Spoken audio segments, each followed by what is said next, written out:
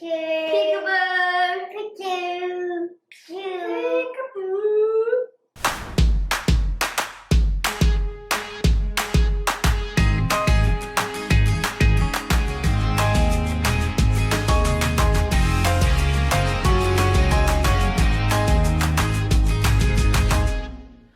Welcome back to My Cupcake Addiction.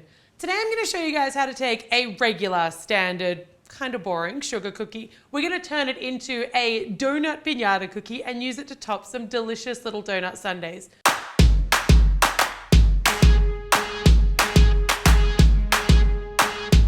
The things that you're going to need to make your donut cookies: of course, you're going to need cookie dough. I'll leave a link to my recipe down below. You'll need a rolling pin, a little extra flour to roll out with, some candy colors, some cookie cutters, scissors, plastic wrap, snap seal bags, candy melts, sprinkles, and ice cream.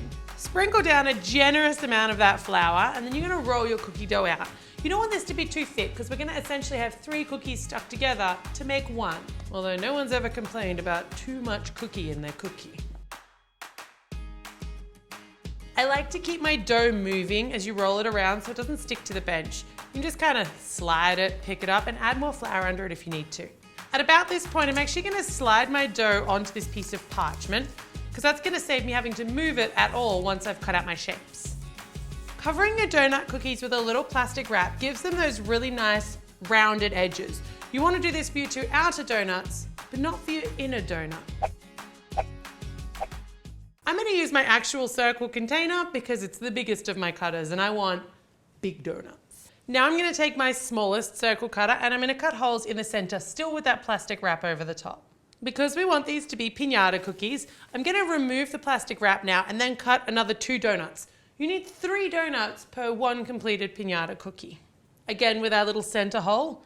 And then I've got 2 more cutters. So we're going to cut a center well in the middle of each of our middle donuts and remove it, and that's going to be the part where our little sprinkles hide. Using the sharp point of the knife, you can pull out all of the centers of your donuts, all of our donut holes. I'm just going to say these make very nice little mini cookies as samplers for along the way. Chefs always need a good sampler. And then I'm also just going to lift out that middle core. So you should have an outer ring and then an inner ring of donut cookie.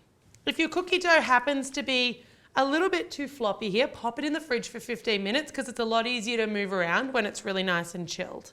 So I like to cut them all on the parchment because then I don't need to move them at all. The last thing you want is one of your rings going out of shape before it goes into the oven. These bits of cookie dough can be re-rolled to make more donut piñata cookies, and these guys are going to go off into the oven. They need 7 to 10 minutes, and these little circles here are probably going to cook in 7, and the bigger ones are going to cook in 10, so keep your eye on them. You'll know they're done when they just slightly start to brown around the edges. So when you come back from the oven, you want to let your cookies completely cool. And I always like to match up my piñata cookies so that I can find the ones that fit together the best. You can see there by making those middle ones flat, we've got a really nice kind of rounded sides and a nice flat center. Now I'm going to flip my bottom cookies because I want this good cookie side to be on the outside of both sides so we don't have to see that baked edge really anywhere.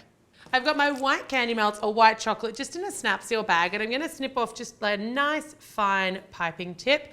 I'm actually going to put my chocolate on my little center rings and quite close to that inside edge and then stick them. The great thing about doing your cookies this way is you also don't have to match up all 3 center holes because your little centerpiece is actually quite flexible and you can just put it wherever you like that it matches over the middle hole of the other donut piece. Now we get to stuff with sprinkles, the best part. This looks like a little bit of paradise. Make sure they're all nice and flat.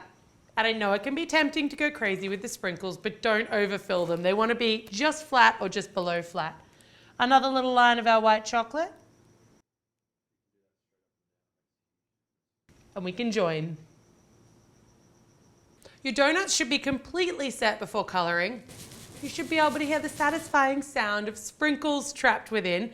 I've colored my candy melts all white chocolate using candy or oil-based colorings, and I went with pink, yellow, and green and popped them into snap seal bags. So now I'm going to cut a very small tip off my snap seal bags and we're going to decorate. This is where your donuts come to life.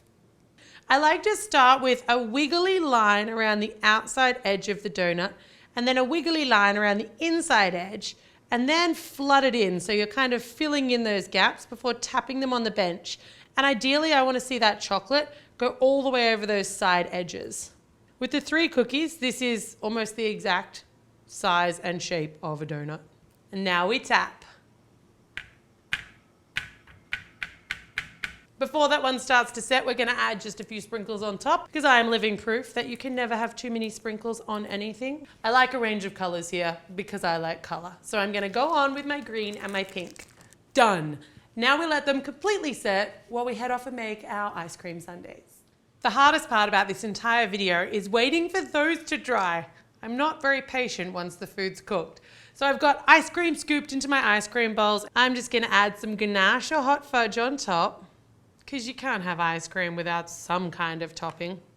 Then I'm gonna add a very classic cherry on top. Look, whether you like cherries or whether you don't, they always just look so good. You can try to replace them with a red M&M. They just don't have the same look as that quintessential bright red cherry on top. No sprinkles here, because the sprinkles are in our donuts. So when it comes time to serve, you wanna take your donut, you wanna take a nice big bite of your donut. This can't possibly go wrong. This is the fun part. Now we sprinkle from our donut. I love the idea of piñata cookies. I think this is so much fun. And I personally like to sprinkle a little and then just kind of serve with the donut stuck on top. That's not too over the top, is it? Wait on. Needs a spoon. So that's it. That's how you donut piñata the heck out of your ice cream sundaes. The only decision you're gonna have to make now is whether you start at the cherry, whether you start at the donut, whether you eat the sundae first, and then save the donut for last. I know, these are the tough decisions we have to make when it comes to dessert. If you're not already subscribed to the channel, make sure you do for 2 new videos every week. And as always, guys, thanks very much for tuning in.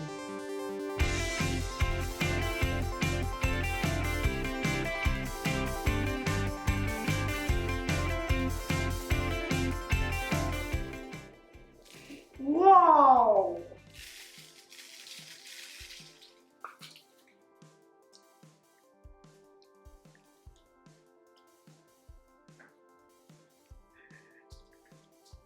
Wow!